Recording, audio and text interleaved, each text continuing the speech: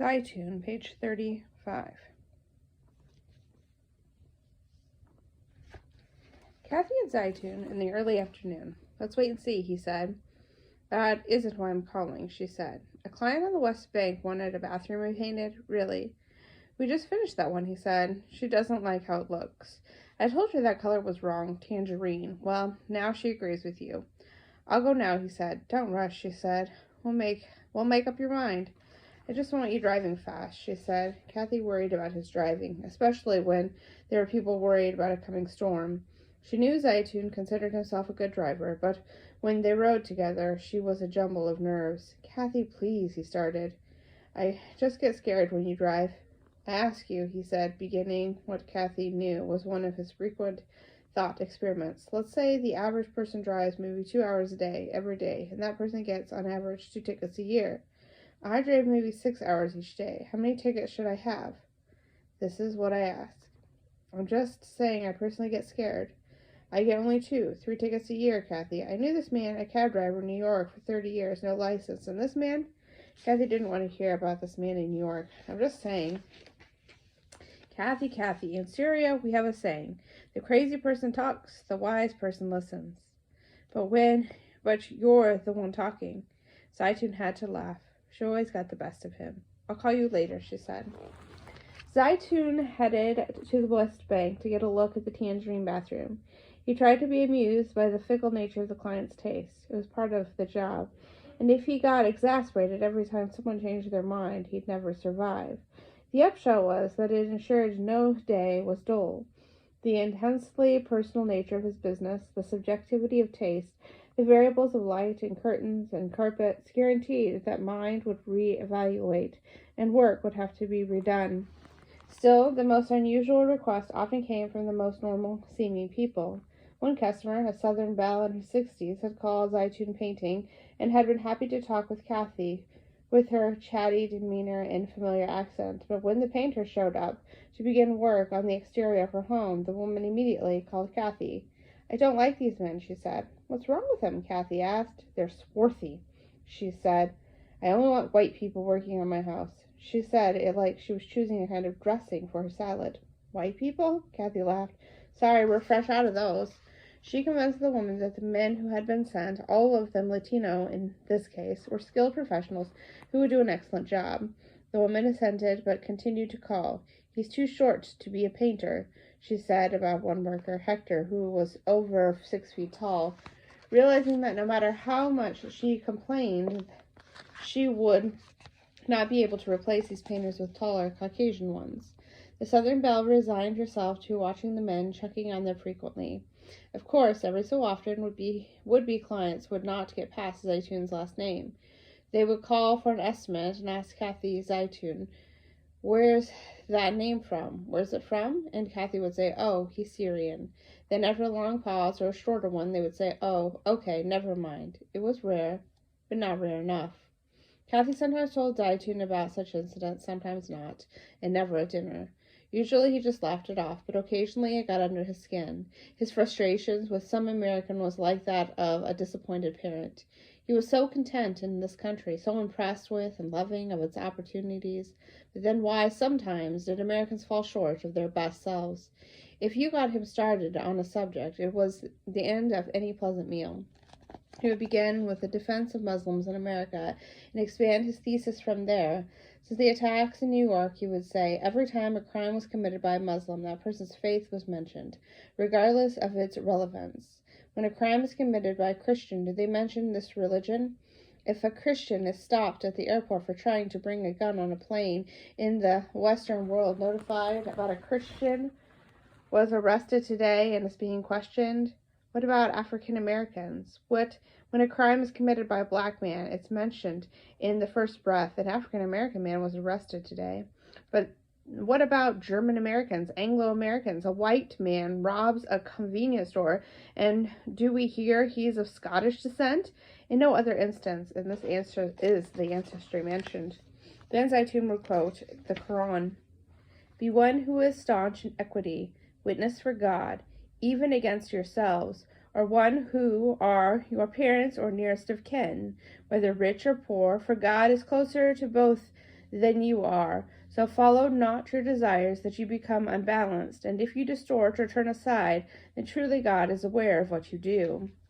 Kathy was astonished at how well he knew the book, and how quickly he could quote a passage appropriate for any occasion. Still, though, these monologues at dinner, it was good for the kids to have some awareness of such prejudices, but to see Zeitoun disappointed, to get him so worked up after a long day, it wasn't worth it. In the end, though, Zeitoun could laugh this kind of thing off, but the one thing he could not abide was a client raising their voice to Kathy.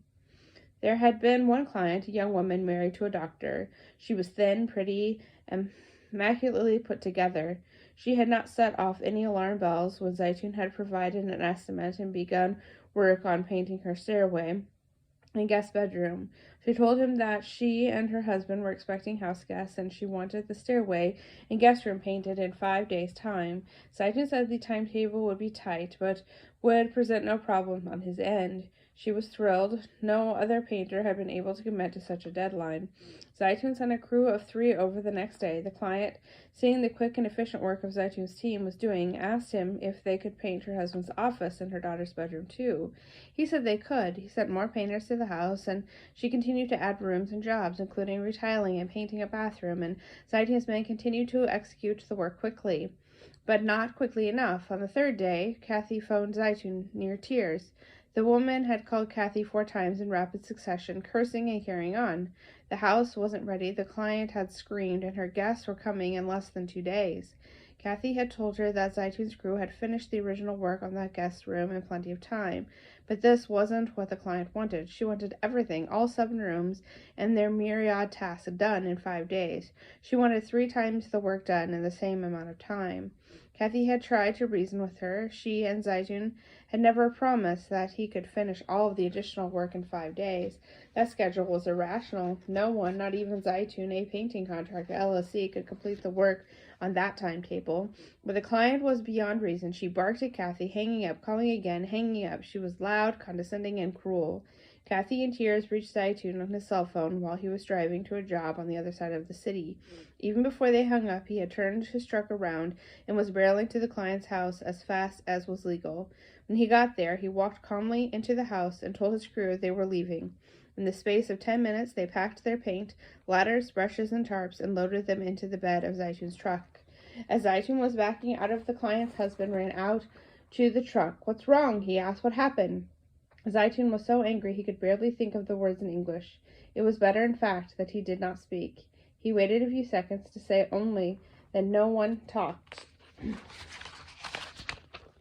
that way to his wife, that he was leaving the job, that this was over, and good luck. When he arrived at the Tangerine bathroom house, he called Kathy to run through the prices for the material they needed. Looking around the orange room was really difficult to look at. He noted the client's new tub, a huge clawfoot antique. "It's big, but isn't it beautiful?" Kathy asked. "Yes, like you," he joked. "Watch it," she said. "I can lose this weight, but you're never growing that hair back." When they met, Kathy had been weight-obsessed and was far too thin.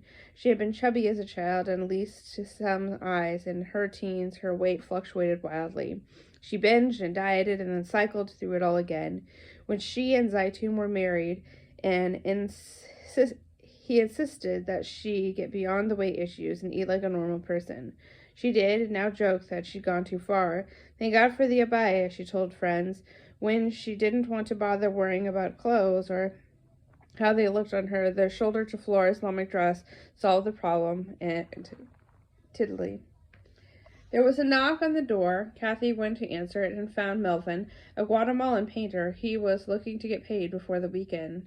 Zeitoun was relentless in his efforts to pay the workers well and promptly. He always quoted the Prophet Muhammad, "Pay the laborer his wages before his sweat dries." Zeitoun used this as a bedrock and constant guide in the way he and Kathy did business, and the workers took note. Still, Zeitoun preferred to pay on Sundays or Mondays, because when he paid on Fridays, too many of the workers would disappear all weekend. But Kathy's heart was soft, resolved to withhold payment even an hour weekend in the presence of these workers, soaked with sweat, knuckles bleeding, forearms yellow and sawdust. "Don't tell Zeitoun," she said, and wrote him a check. Kathy turned on the TV and flipped through the channels. Every station was covering the storm. Nothing had changed. Katrina was still headed their way, and it was losing no power. And because the hurricane as a whole was traveling so slowly, about 8 miles per hour, the sustained winds were causing, and would continue to cause, catastrophic damage. The coverage was just background noise, though, until Kathy caught the words family of 5. They were talking about the family lost at sea. Oh no, she thought, please. She turned up the sound. They were still missing. The father's name was Ed Larson.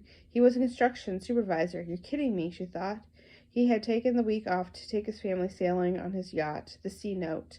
They had been at Marathon and were sailing back to Cape Coral when they'd lost radio contact. His wife and 3 kids were with him. They were on their way back to shore for a family reunion. The extended family had gathered, only to realize that the Larsons were missing. The celebration turned into a vigil of worry and prayer. Kathy couldn't stand it. She called her husband. We have to go. Wait, he said. Let's wait and see. Please, she said. Really? He said. You can go.